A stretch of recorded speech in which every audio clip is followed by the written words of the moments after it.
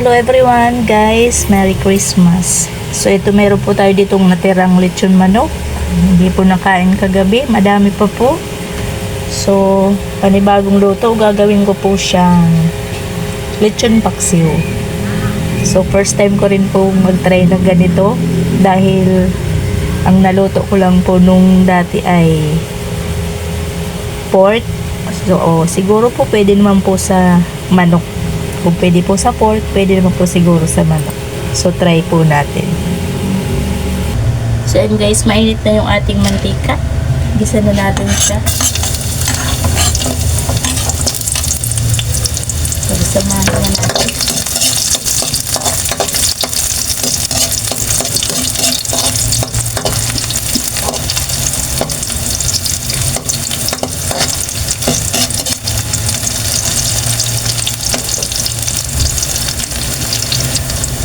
And guys, pinag-golden brown natin yung ating ricado. So, ilagay na natin ito. Ang dami nito.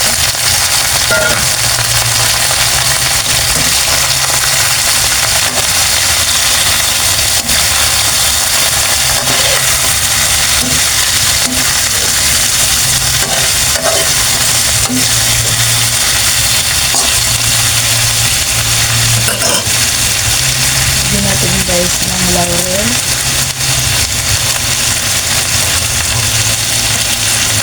Seasoning.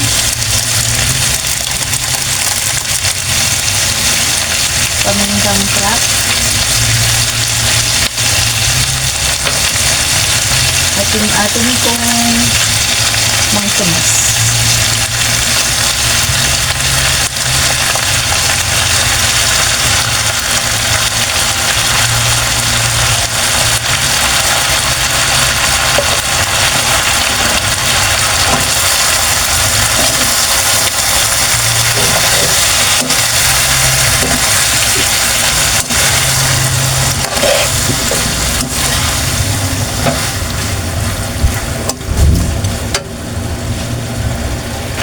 Lagyan natin guys ng kaunting sabaw.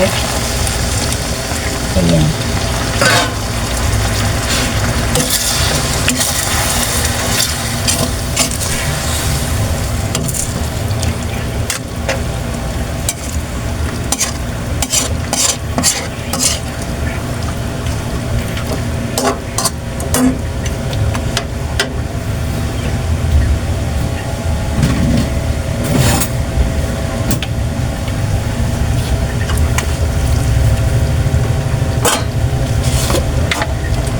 Natin ang asukal.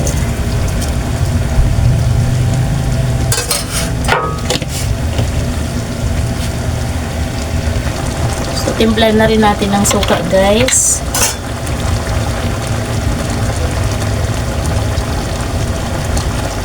Masarap po yung naghahalo ang suka at tamis. Asim at tamis.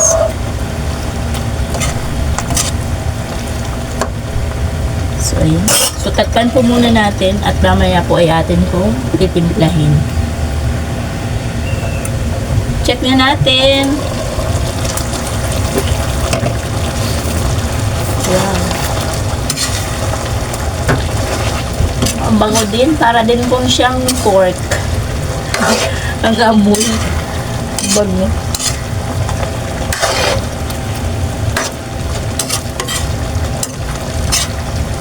First time ko rin po magluto ng ganito sa chicken. So, tikman na natin.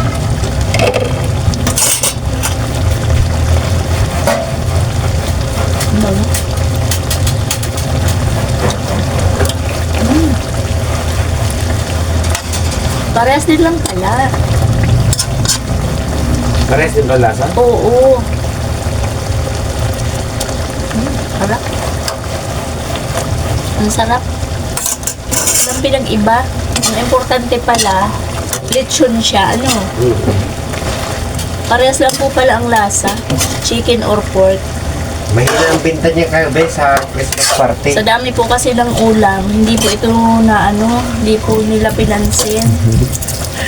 Kasi buo, yung mga ibang bata nahiya Magpingas. Magpingas. Para ang sinadya ko yon kaya buo yung manok para mahiya silang pingasin. So, ayan, luto na guys. Okay na. So, masarap po. Kung kayo po may mga tira sa handaan, kahit manok, ay pwede nyo pong gawing lechon paksiw. Try nyo po, masarap. Para din po siyang pork. Yan, patayin na natin yung apoy.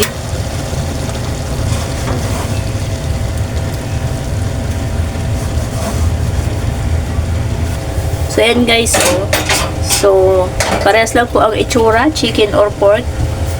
Parehas din po ang lasa. Lasa pagtitimpla na lang po.